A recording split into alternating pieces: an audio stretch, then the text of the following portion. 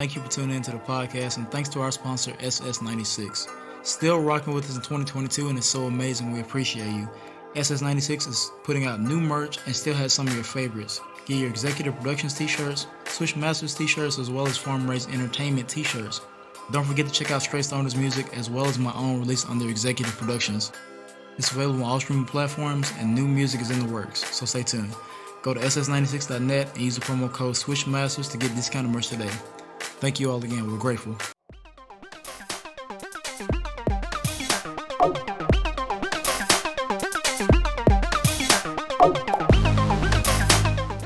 What's up, everyone? Welcome to another edition of the Swish Masters podcast. I am your co-host, Zay, the executive producer. I'm your co-host, Q the Guru. Zay, what's up? What's up, man? How's life? Man. All right. So, as most of y'all know by now, I'm an OKC fan. So I have a huge respect for KD. Still have respect for James Harden, but one of my favorite players was Russell Westbrook. And Westbrook was traded to the Lakers. I was excited for him. I'm excited for Melo and all these players because they could potentially get a championship. It has been working out like that. Mm-hmm.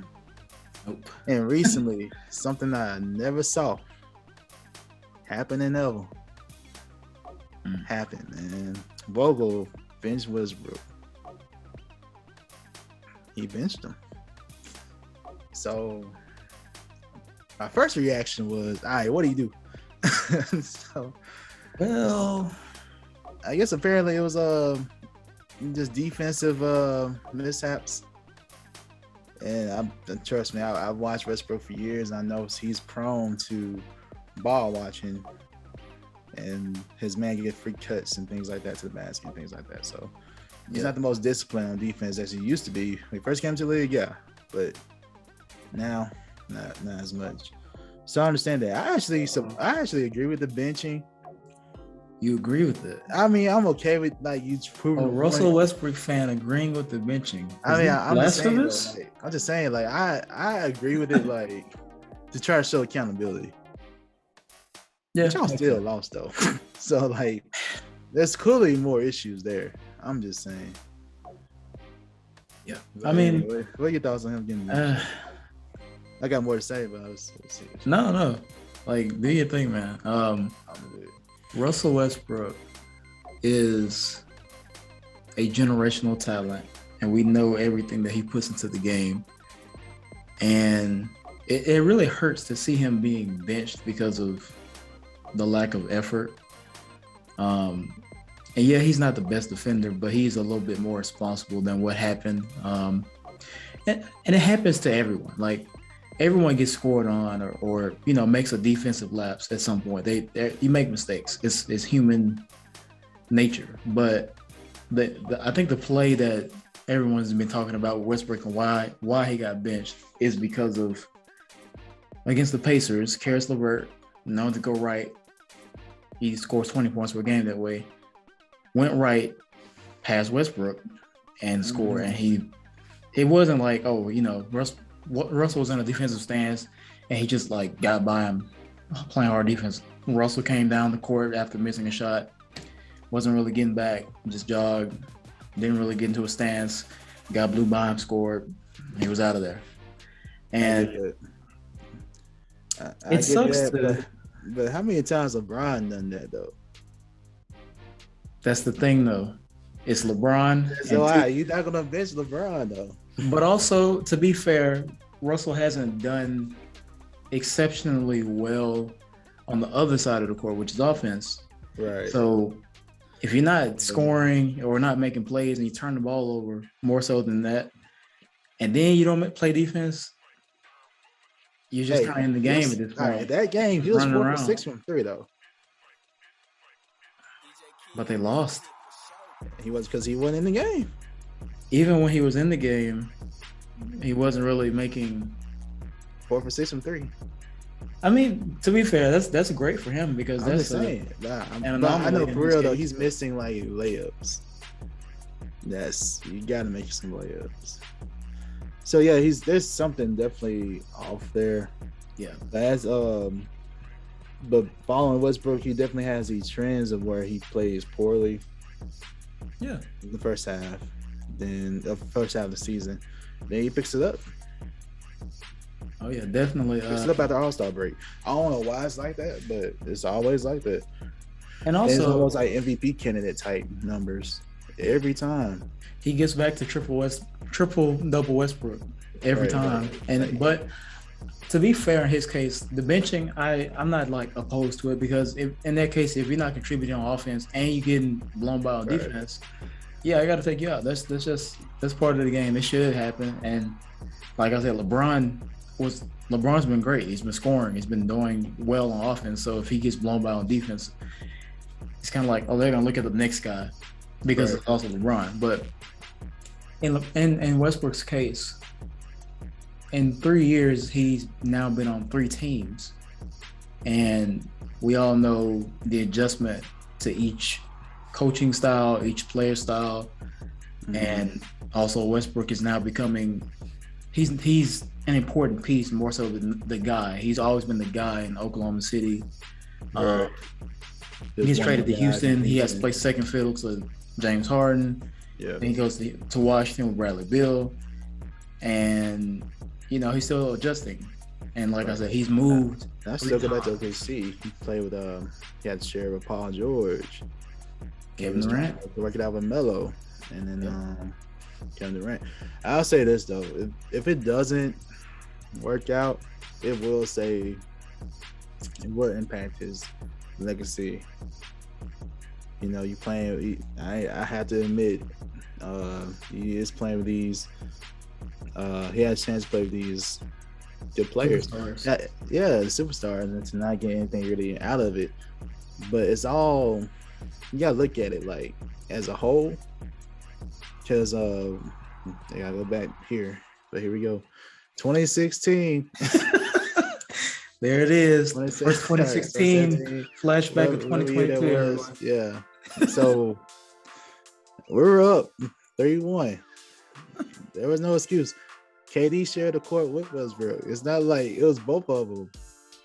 It was both. Yeah. And that was the best team we had. That was the best chance to get a ring. That was it. Anyway, that was it. Anyway, that was both them. That was on both of them. If I go to fast forward to Paul George, he had a reputation before last season about postseason play. And that was a lot to do because of what he did on the Thunder, unfortunately. But and then Washington wasn't going anywhere, but he got them to the playoffs. And that was a pretty good thing. And the thing with James Harden, at least they did get past the first round, I think. Right? Yeah. And of course you're gonna lose to the Lakers because big versus small, of course. Anyway, I'm just saying though, it's a lot of things you gotta look at. I don't know. And Westbrook he is gonna have to adjust his game to succeed and adjust. And just get back to being him. It's an adjustment. Yeah. It's an adjustment. He's trying to learn how to play with like one of the greatest players ever.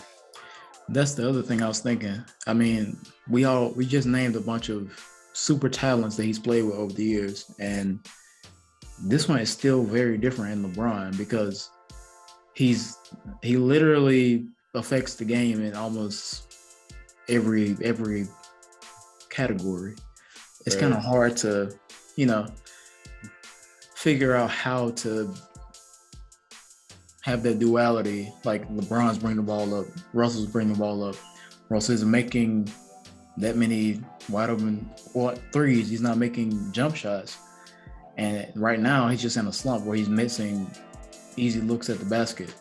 Easy looks. But I mean, to be fair, a couple weeks ago, well, it was a while back, a few games ago, that dunk over Rudy Gobert, I was like, oh, he's ready. That was just the game before. I was like, what happened? That was the game before? That was the game before. Oh. I was like, what happened before we did the game before? Man, that felt like a while ago before that happened. Well, if I'm right, I'll make sure though, because I don't get the people wrong.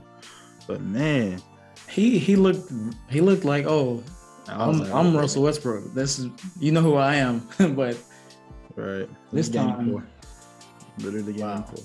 Huh. Yeah. I mean, that's I was just surprised. I think that made it more surprising. I was like, he just yammed on Rudy Gobert. ate him up. Like dunk of the year type stuff right there. Oh yeah, that's So yeah. I don't know, man. I mean, the season is up and down, and like I said, I think he's just still trying to adjust. right. He just came, like I said, he hasn't been on with the same group of guys in 3 years. Exactly. I feel like that's not exactly fair to be like, oh, figure it out, and you've for the first time started playing with. I mean, beginning half of the season playing with Rondo in the backcourt together. You know what I mean? Yeah, So not enough I feel floor like spacers at all. Like he's then you got Andre LeBron Jordan and all these Dwight Howard non-shooters. Yeah. You got all these bigs that can't shoot. Right. Um, So when AD comes back, this is going to have to be the lineup. AD is going to have to play the 5. LeBron at the 5 has been really good. That's been really good. Yeah. But AD is coming back eventually, like very soon. That's the other thing too. They haven't played with AD. They haven't had a full roster yet. Mm-hmm. And when they have had AD, he hasn't really been 100%. No, but that's true. And that's the thing. We were expecting to work with all 3 of them, and all 3 of them to work it out. Yeah. So on top of that, they still have other injuries to key role players. So it's not like they've had time to just really gel as a whole collective team. Right. So I feel like if they're all healthy and get a chance to work at it, I think it'll be fine. Yeah. I even think Russell Westbrook is going to be fine. I think it's just, like you said, he has that pattern of first half of the season, not really himself, and then turns around and makes it, a regular season for himself.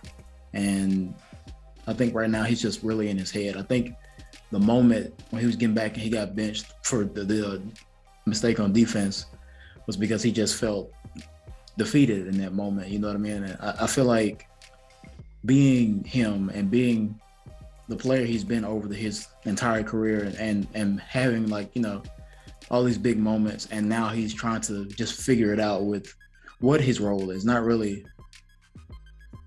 I guess, being his normal self. And he's been in a slump for that.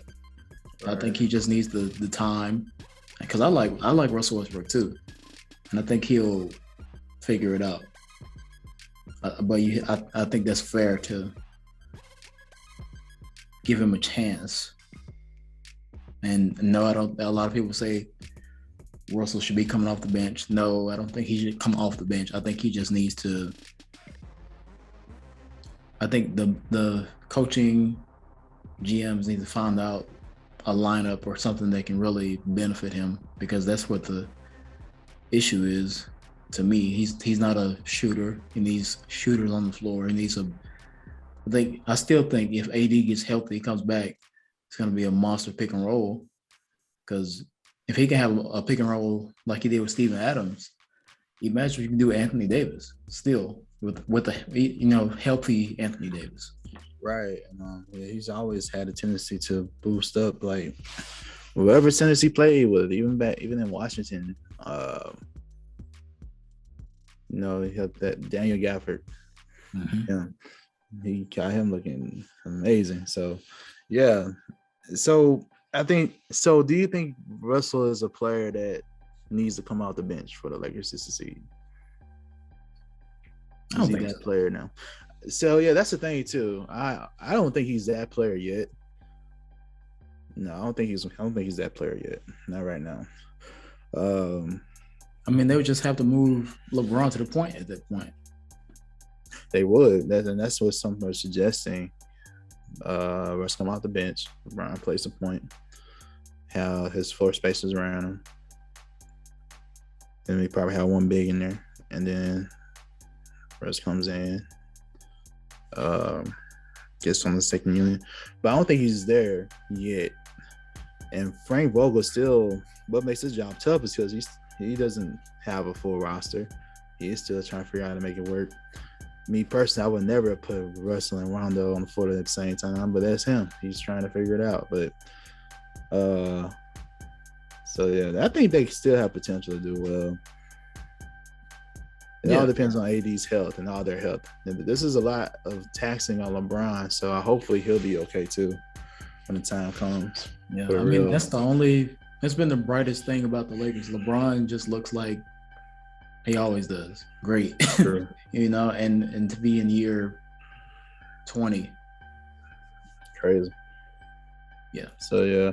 Now I also do appreciate Russ's response to the benching. Although he didn't speak with media, of course, I can understand it. But the next day he had an interview with Vogel. Yeah. And he said he was disappointed and surprised about the benching. He's trying to sum it up with so many words here. I had a quote in front of me. He also said the communication of what Frank Vogel wants to do and how he wants it changes because guys have been in and out of the lineup. Everybody's trying to figure out what to do and how to do it. I try to put my head down and do the best that I can do for our team. And whatever is asked of me, I try to do it to the best of my ability. That's all I've been trying to do since I got here. So I appreciate that type of response. I think it shows a credibility to his leadership. Because on every team, all teammates, no matter what, he has a stigma on him for being like a bad teammate for some reason. Mm-hmm. But all the teammates he played with, like Paul George, Bradley Beal, they love this dude. Yep. So, yeah. So we'll see. I think somebody said this before. Russ just has that old school mentality where he's not really friendly on the court. You know what I mean? He's out there on his mission trying to get it done, and he may come off as a attitude, I guess, having an attitude, but it's just passion for the way he plays. And then that doesn't mean, like, even if he's not playing well, it doesn't mean he's not affecting the team. You know what I mean? Like, he can still be a good teammate by, showing other teammates, oh, I made this mistake, don't do this or whatever. He's still a valuable basketball knowledge talent. So I think it's an unfair statement, but Russell knows who he is and what he does. So yeah, he does. So he just has to adjust and get better. And we'll see. And I believe the pattern's been the same these past couple of years. Yeah, I think he'll turn it around. I think he will too. I have no doubt that he will. And I think the Lakers will turn around as soon as everybody gets healthy. That's the other thing. Yeah. Everybody has to get healthy. There's not just a trade out there they can do just to make the team just better automatically. No. Get the team healthy first. And you got 3 superstars. Of course, you'll sacrifice some depth, but you got to rely on that super talent play. Right. I mean, it's the same situation as Brooklyn when they first formed. KD, Kyrie, Harden, and then they had Jeff Green, and now they have Patty Mills, they have LaMarcus Aldridge, but they don't have just a specialized team. They're working with what they have, and they're doing fine. But you rely so much on superstars, and you expect a huge outcome if they're all healthy. Right. I say this though. The addition of Stanley Johnson has been great. Malik Monk, yeah, who's on a cheap contract as well. So they've done some things to help boost the roster. Now, if they can, one thing they could do is say they get something rolling and other people see the potential. And plus, they're the Lakers. As a player, the Lakers has a standard that, play for the purple and gold, So they can still recruit some players maybe in the buyout market after the trade deadline. Yeah. That's one thing they can do. But we'll see. We'll see what they can do. There's some things that can be done. I'm saying there's not a whole lot. The main make of the roster is that's it. You can't do anything about that. Yeah. So they got time. They do.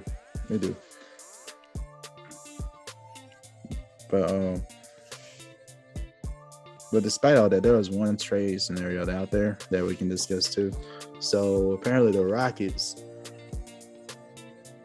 were willing to take on. So one of the reasons people don't want Westbrook is, one, because his play right now, and two, the contract situation. And apparently one of the only teams willing to do anything is the Rockets. So this is a trade scenario. They're willing to give up John Wall for Russell Westbrook, and the Lakers will have to add on some additional draft compensation for them to take it on. So yeah, my thoughts is this: I don't think that trade is worth it. If I'm the Lakers, you already don't have so many picks already because what you did for Anthony Davis. Yeah. You lost those picks are all tied up, and so like I think it's like 2027. Right. They're like they're just messed up. So the thing is, you need to be you got to keep winning throughout those years. You got to. And all right, you give me your thoughts on John Wall for Russell Westbrook. John Wall, love him to death, but I don't think this would be a significant trade for either team. John Wall and Russell Westbrook both have very large salaries. I will say, I guess in terms for Houston, they get they get to pay that money and have somebody playing. As in, Russell Westbrook is going to come out and play. John Wall is sitting out. I think he's rehabbing, but he's chosen to sit out basically until they reached the agreement with the team to do that. Yeah.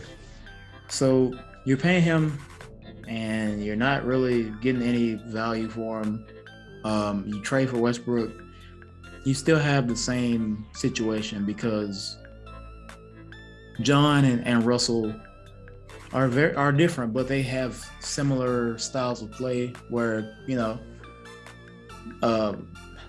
rely heavily on athleticism, speed. They're not just great 3-point shooters that can make them, but they're not just reliable. And then I think for the Lakers, if you're trying to find something for Russell, John Wall is just really almost a carbon copy. You know what I mean? Like he's same thing, and then he's gonna have to adjust to playing with this team because he hasn't played all season, and then two, he's playing with a new group of guys, and you still have to fill that out. And now it's a later half of the season where you want to be getting better. And I feel like this is not the time to be doing a trial run with another, player similar to Russell Westbrook. So I don't really think it's a good trade. I like John Wall a lot, and I want to see him play again. I think I've been seeing some footage of him doing his workouts. He's looking better, and I hope to see him play again, but I don't think that would be a valuable trade for either team, really. Yes, I agree with you. So I really like John Wall as well. He has one of my favorite animations in 2K. So yeah, I love John Wall. Yeah. And I respect him a lot. So the thing is this, like you said, at this point of the season, especially in the second half of the All-Star break, you really need to be picking it up on like team chemistry and all those things. It's different for a player his caliber to join a team compared to a player like, he's retired right now, but like JJ Redick. He's a shooter. Shooters just shoot. You don't have to worry about like playmakers. You got to get the feel for everybody on the team. How does this person like their spot? You also have to learn the playbook. You got to learn whatever formations they like to use and whatever they like to run. Yep. So you have to learn. There's so much you got to learn. So it takes so much, and then he'll also have to learn how to play alongside LeBron. It's like a whole reset. I think it's smarter to just keep going what you got. Hopefully, they all get together and learn how to play together, get healthy enough, and they'll be fine. It takes a minute. They told us about that too.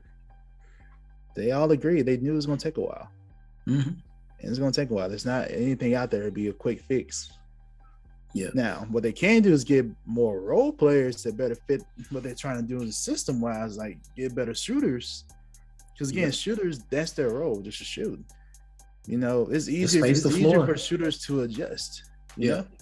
Definitely. Yeah. It's easier for them to adjust compared to playmakers.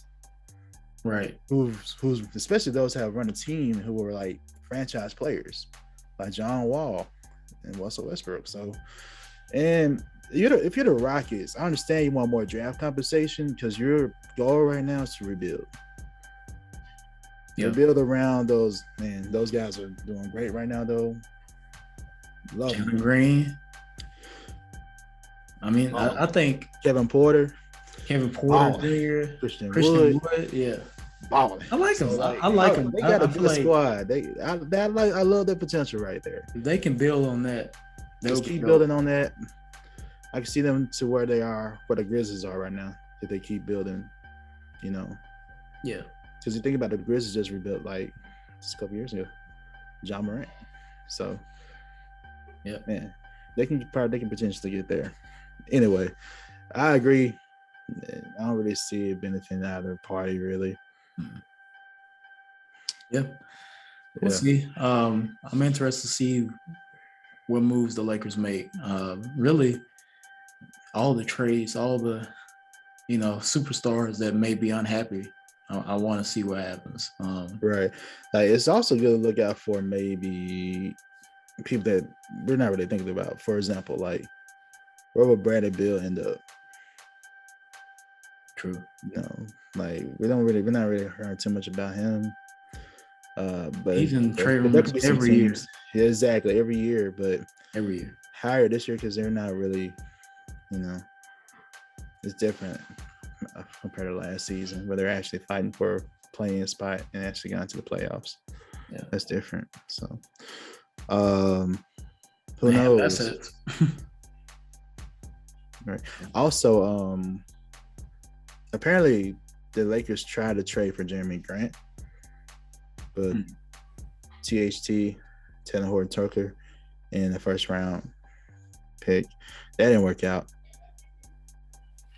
Now, Jeremy Grant, he has some experience playing with Russell Westbrook, but Jeremy Grant's a different player now from when he was playing with Russell. Jeremy Grant is evolving to more of a player that they can rely on. I don't want to say franchise player just yet, but yeah. But he's there. There's definitely some chemistry there. Jeremy Grant also played with Melo too. He was on the team too, and Melo was on the team. So it would have been good if they got him. And he definitely fits the mold. He's a shooter, 3-and-D guy. Yeah, he's long. He can play in any system. Long, athletic. Yeah. Yeah. You can play in any position, any forward position you want. He would be a nice addition. That would have been nice. Him, Stanley Johnson on the floor at the same time. Stanley Johnson still doing 10-day contracts. Yeah, they need to go on and sign him if they can. I don't know. I'll cut somebody. Maybe they got to figure out what they want to cut. These older players, I'm assuming. I don't know. I have a hunch, but I don't know. Who you thinking? I mean, I hadn't seen DeAndre Jordan play in a few That's games. true. If anybody, it would be not gonna be Melo. He just balled out. Shout out to Melo. He just came back from injury as well. Yeah. Mm-hmm. Let's see. Ariza still has value as a wing. Yeah, he was my next one, but yeah, I was thinking him too. But before you said DeAndre Jordan, I was like, yeah, definitely Jordan before Ariza. Yeah. I just don't feel like that team specifically has a spot for a big man that can't really shoot. And I mean, he's not a defender like he once was either. Yeah. So, I mean, he could be a good backup center somewhere, but I don't think he'll fit exactly. I thought they would utilize him, or he would be better this season, but not the case. No, I guess he just passed his prime now. So, is Russell Westbrook past his prime? Good question. Because he just won MVP. Like, I don't want to say just won, but it was a couple years ago. 2016? 2017. 17. I knew it was one of those two. Yeah, it's 2017. 5 years since now. Almost 5 years since. I say this. The reason we don't know is because, again, he's been on so many different teams. Yeah. So it's hard to judge. Yeah. And I agree with what Kenny Smith said. He said this. He said he doesn't want to judge the Lakers yet because we haven't seen them yet. Like, you haven't seen the full roster yet. I was like, good point. That's true. Very good point. It's just that as fans of the NBA, you just want to see these teams work out. Yeah. Definitely, yeah. And of course, the Spurs will have quick reactions, like really quick reactions. So, yeah. We'll see. Lakers, I think the Lakers make improvements. I think they make the playoffs. I'll say that. Yeah. Yeah. If they don't make the playoffs, and Frank Vogel is also apparently on the game-to-game basis right now, as far as his higher status. What are your thoughts on that? I mean, I'm not gonna say it's all his fault. No. But at the end of the day, he is the head coach, and he is supposed to be calling the plays on the sideline. And for them to be the 2020 NBA champions, and they still retain LeBron and AD, then you add Russell Westbrook, you're expecting success. You're expecting a more successful season than they have had to this point. And, I feel like if sometimes you have to make an adjustment, I feel like it's fair for the Lakers to explore that, because they at the end of the day, they want to win. They want, somebody who can lead this team. And I think it just hasn't been the case. So you got to look at something. You got to look at something to rejuvenate the players. And if you got to make a change, that's it. Mm-hmm. Yeah, I agree. And that also explains why he was also wanting to bench Westbrook too. It also explains that, you gotta do what you gotta do, especially when your job is on the line. So, yep. Yeah. And if he were to get fired, they have a coach there that I think can do a good job, and David Fizdale. So, also true. And we all know one of the first things they do is to shift blame, is to fire the coach, because the GM is the one that put the roster together. Yeah. So, somebody, at the end of the day, somebody has to be the scapegoat, and it's unfortunate that it ends up being the coach sometimes. But also, you have LeBron, AD, Russell. Mm-hmm. They're not gonna make any sudden moves with those guys, and then it's just, it kind of just falls into his lap at this point. And it's not to say he's a bad coach, because he's a great coach. Mm-hmm. It's just, in this situation, as fans, looking at the superstar talent, not really the construction of the roster, you expect success. So, right, just scapegoat. But I think it's fair, because, I would want something better than what I'm seeing right now as a Lakers fan, or as a manager, something like that. Right. And I would say that it was his fault with these rotations so far. Like, I know they don't have Rondo anymore, but to even fathom putting Rondo and Russ on the floor at the same time. I would say some of that is on him. Some of these rotations, is on him. Unless they made a dramatic improvement in shooting, No. Yeah, definitely. And you gotta think about size-wise too. What's the point? Yeah, you got a 6'1", 6'2", and then you got 6'3" in the backcourt playing against Chris Middleton, 6'7", 6'8". You know what I mean? He's gonna take him down low every time. Trying to do D'Antoni stuff. What you doing? I don't know. But yeah, that's definitely on him though. Yeah. All right. You came up with a scenario earlier, man. I did. Yeah, what was up? What's up with that? So, tell the people. Scrolling through my social media, Bleacher Report hit me with another one. They said, "Who you got? Which NBA 75 snub makes your all-time team?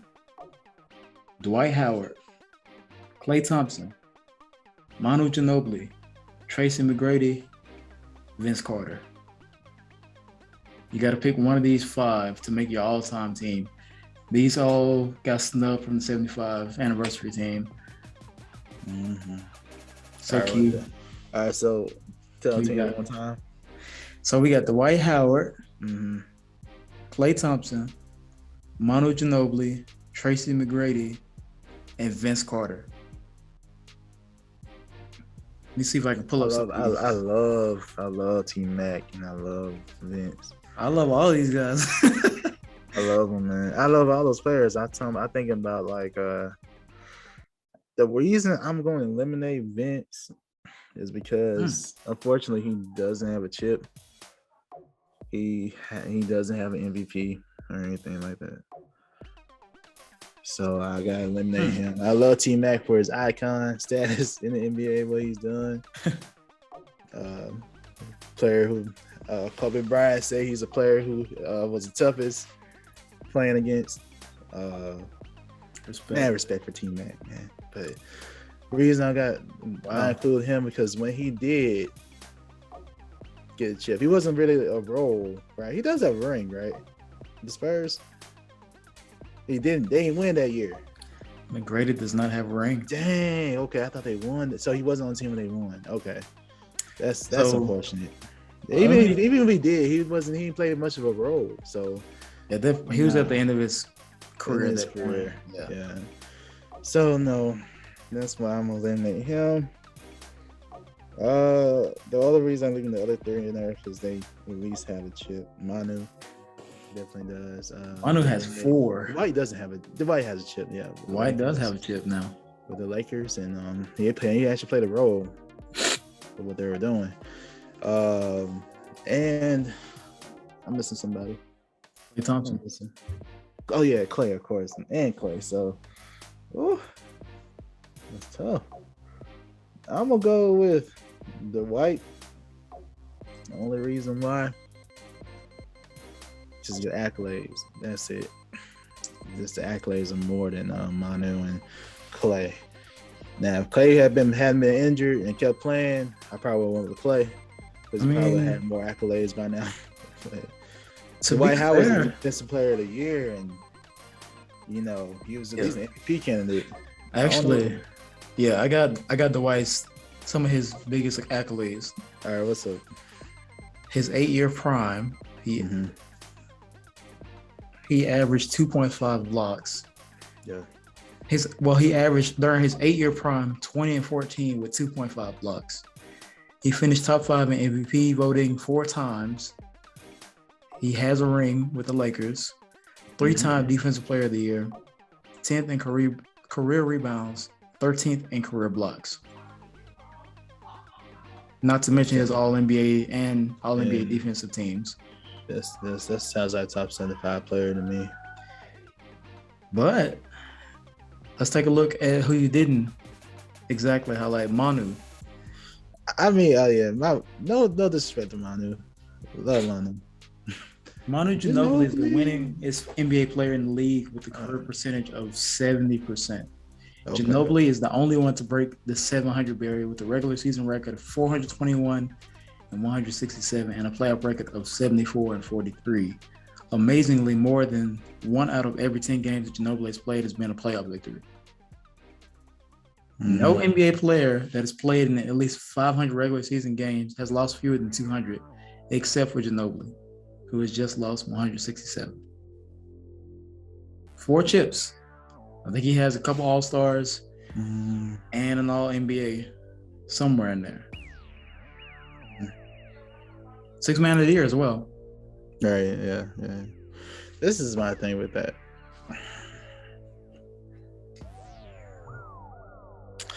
I feel like most of those stats that you first put out there, like with the winning percentage and all that, that's impressive. But that's more so. Doesn't that say more so about the team than just one player? Like, don't get me wrong, he played a significant role for what they did, but it was more than just him. Now, are you telling, like, for example, if they ain't had Tim Duncan, would the percentage be like that? Absolutely not. So, and the reason why Tim Duncan is included because of his role. He just happened to have a bigger role than Manu. I'm not saying Manu's role was not important. That's not what I'm saying. It was important. 6 men are very important. Oh yeah. They can also lead to championships. And he did. It just so happens that there are more people that, like, you know, contributed more. Just saying. No knock on Manu. That's it. That's my only thing. I think that's more so a team stat than just individual. Now, the things that you did highlight that was individual, give him credit for 6 man of the year, his All NBAs that he's earned, and All-Star that he's earned. Those are more individual. And he doesn't have as many as Dwight. So that's fair. That's my argument. Okay. I mean, the toughest to me is only between you gotta think about icon status or accomplishments. Yeah. And Dwight is the only. He's not as. The only thing that, well, when I think of Dwight, I think about the Superman thing. That was kind of iconic, a little bit. Definitely, yeah. Dwight Howard was a superstar in his prime. Like, it was he one of the had biggest hype stars around of the him, league. sure. Yeah, like remember he first went to the Lakers. Oh yeah, it was big. All that hype there, and then with the Rockets, and it was out there. They kind of downhill. But the Orlando days, he was. Oh, Orlando. I like that Orlando team. I really did. They had, man, I Petrus. They would have won in 2010. That would have been amazing. You know what I mean? Like, yeah. Kobe wouldn't have that ring, but Kobe would not have a ring. That 5th ring. That 5th one. Yeah. That's insane. But that's a tough choice of 5 really great players. I like all of them. I do. Ginobili, NBA champion, part of one of the greatest dynasties I feel like we've seen in our generation. Vince Carter, obviously half man, half amazing, great individual accolades, great scorer, great shooter, human highlight, you know what I mean? Definitely. T-Mac, one of my all-time favorite players. Iconic. 13 and 33 seconds. No one, just insane. And then these other 2 champions, Dwight Howard, Klay Thompson. It's hard for me to say. I gotta cut. I'm going to follow the same path as you. Vince Carter and T-Mac, I love them, but I can't say they should get it before these other guys. Maybe down the line, I'm picking more, but I agree. Like Dwight Howard, solid choice, but I'm gonna go Klay Thompson. Okay. And the reason I think I'm gonna go Klay Thompson, if I'm picking an all-time team, and this is the first 5 of my choices, Klay Thompson, I'm taking him off the board immediately because I feel like his ability to shoot the ball, just being a marksman, being a sharpshooter, and arguably outside of Steph Curry, the best shooter in the league still. Even though he's adjusting, coming back, still holds the record for the most threes in a game. And then today's the anniversary of him scoring 37 points in a quarter. 37 points in a quarter, like that's insane. And not to mention he has 3 chips, All-Stars, All NBA teams, and prior to this injury, he was one of the best 2-way players still in the league.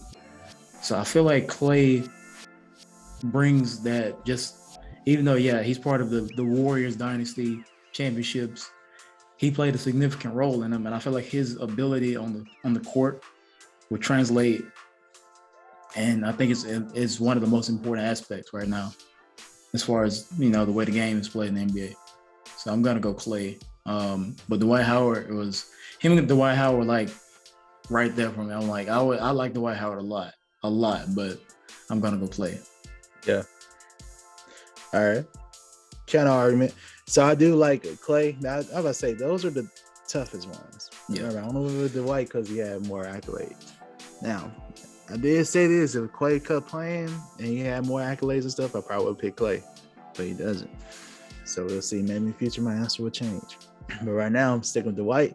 Main reason why I'm going back to what you said. You were saying if you were picking, right? It's somebody you needed, right? Mm-hmm. So the thing about top 75 is these are players from across different eras. Right. We're not necessarily thinking about see where you're going. If I need someone on my team who I want right now. Yeah. Like a draft. Yeah. I mean, of course I would get Clay if I'm picking a team like that. Right. Who wouldn't? Yeah. But the thing is, this is a top 75 of all time. Threes weren't necessarily a thing. Because if we were doing based on like who we needed, the list would be all way different. Yeah. Right now. I think we have to look at it at a point of view of like who were the best players in their eras, like in their prime. And right now, I would include Clay. Unfortunately, y'all got snubbed, so it don't matter. But I would incline to include Dwight first because of the impact he had in his era, in his prime. Now we're in an age now where shooting is very, very important. Yep. It's a shooting era right now. So that just started a couple years ago. Compared to Dwight's prime, that was lasted, like you said, about 8 years. You still had Kobe dominating the league, so dominating LeBron. And to be a player to still dominate when you still had LeBron in the league in his prime and Kobe, he was still balling. I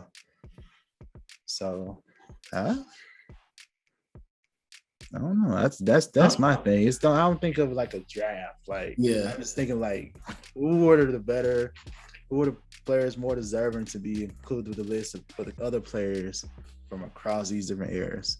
Because all these players on the list are not great shooters. Yeah, because that wasn't the game. And the fact of the matter is, Dwight is definitely one of the best centers that play the game. I agree. So, I think that's a solid perspective to look at it from, like the way they impacted the game overall, as during their like peak time. Yeah, right. I say Steph had a better impact on shooting than Clay has. To me, Steph is the one that kind of revolutionized the league with the shooting. Yeah, compared to Clay. Yeah, I guess that's fair. Yeah, I agree with that. Now, I'm not saying he's not important today. Of course, he's a part of it. Right. They're Splash Brothers for a reason. But y'all know Steph is the one with the. I mean, that makes sense, but I look at it this way. Okay. Dwight Howard, obviously, like you said, one of the all-time great centers. Yeah. And was able to dominate in an era with Kobe, LeBron, D Wade, Garnett, and the Celtics back in the day. But he dominated regular season, and the other guys went on that I just named, all won championships either against him or during the time where he was in his prime. So it's not to say that he didn't have an impact, because we all know how much of a beast he was. Okay. But even his peak form, he never. And I sometimes it's unfair to measure success by championships, but he never got a championship. Whereas Klay Thompson in his prime, and Klay Thompson during his his time in the league thus far, he's won 3. Whereas Right. Dwight didn't during those 8 years, he didn't get a championship. He got close, but when he was the man taking them to the league, taking them to the championship or in the playoffs, he didn't deliver a championship. Okay. I agree with that logic too. So I do agree with that. That is one good point that Clay has over him. Clay's role was bigger when he won the championship than compared to Dwight's when he won. Right. I give you that one. But unfortunately, Clay has been snubbed on some All-NBA teams. Yes. Dwight I don't have the list in front of me, but I'm for sure certain he has more than Klay Thompson right now. He has at least 7 or 8, I'm sure. Like, so I'm just saying this, and that's more individual. Right. I only did the rings thing just to show that who deserves to be in the conversation. So once that's out the way, then I look at individual. Yeah. So the one thing I do give you credit for is that, like, yeah, he played a bigger role when he won his chip.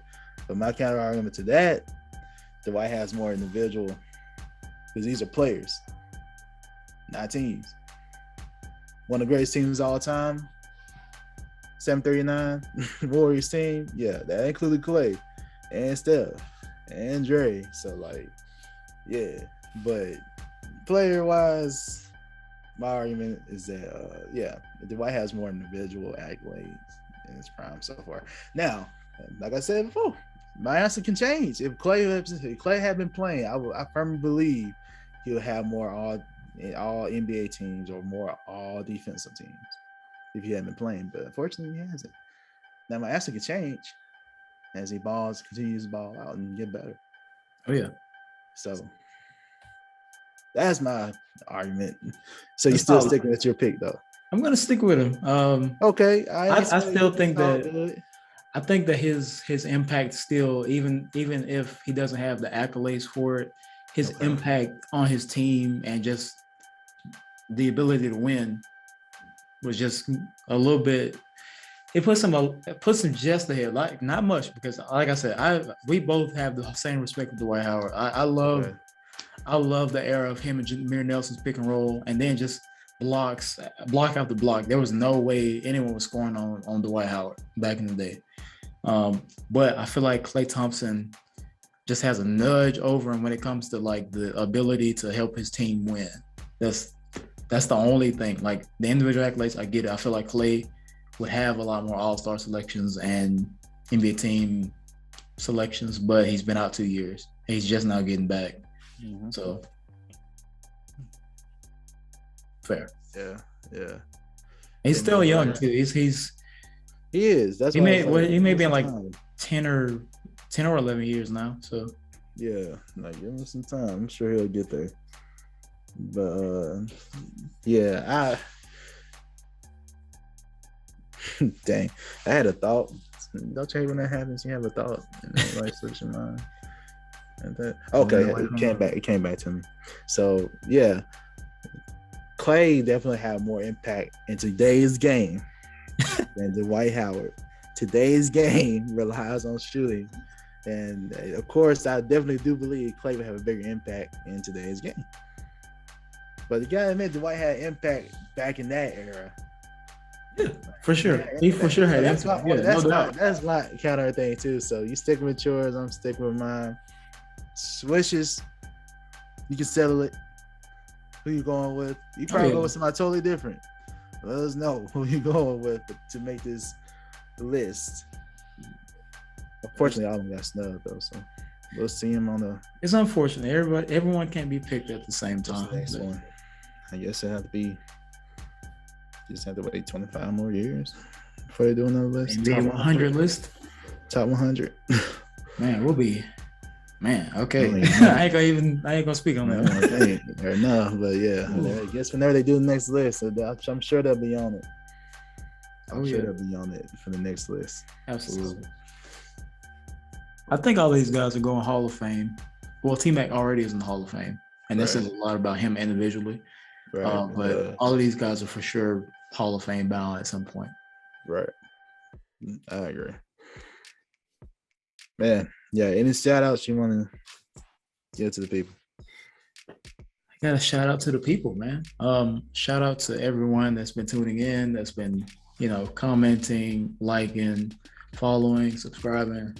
We appreciate it. We're gonna have this content out for you every week as much as we can. Shout out to Straight Stoner. I'll go use that Swish Masters promo code. Get that Swish Masters t-shirt, Farm Raised Entertainment. Watch out for the music. I've been posting a lot of new videos, production-wise. Got new beats. I got new stuff coming as well. Shout out to my guy Q. Shout out to the NBA. Shout out to the basketball gods for allowing us to have this awesome sport. That's it. Got you. All right. You mentioned this pre-show, but shout out to Candace Parker. You should check out her documentary. I know you have more information on that. What's it called again? So Candace Parker, yeah, her documentary Untitled is dropping in April 2022 on TBS during the NCAA Men's Final Four. Be sure to check it out. It's from her own production company, Baby Hair Productions. Go get that. Shout out to Candace Parker for making this happen. Shout out to Black women doing their thing. Black women in sports. Candace Parker obviously is a legend. It's going to be dope. And Title IX is, has its complications. So I'm glad to see her tackle something this big. You know what I mean? So that's awesome to see. Y'all go check that out. But looking forward to the documentary dropping April 2022. Yeah, definitely props to Candace and what she's doing there. That's awesome. WNBA champion, Candace Parker. Yeah, all right. You got some shout outs I want to give out to some more players that have some great games. Shout out to Steph. He came back on the Rockets, hit a game winner. First game winner ever. Shout out to Steph. I'm surprised that was his first. First buzzer beater game winner. Game winner. It was pretty too. It was good. It was nice. Yeah. Step back, mid-range. Mid-range, you heard that? Not a three. So still young hoopers practice that mid-range, then go out to the three, Definitely. It's a difference. All right. So shout out to Steph. Congrats on hitting your first buzzer beater game win. That's what's up. Yeah. Oh, shout out to, I think LeBron took first place in the West for All-Star votes. So he's he's the captain now. Right now. Oh yeah. Shout out to LeBron. He's balling out still. It's crazy how old he is and he's still balling out. And finally, just shout out to y'all. We do appreciate y'all love and support. Check out the podcast on all podcasting platforms. Like, share, subscribe with other hoop heads, people like to talk basketball with, or people you think that may be interested in just this podcast in general. We appreciate any and all support. So be on the lookout for this episode when it drops. Be on the lookout for videos throughout the week. And this has been great. All right. Hope y'all have a beautiful week. This has been Q the Guru, signing off. I'm Zay, the executive producer. We'll see y'all next time. Appreciate it.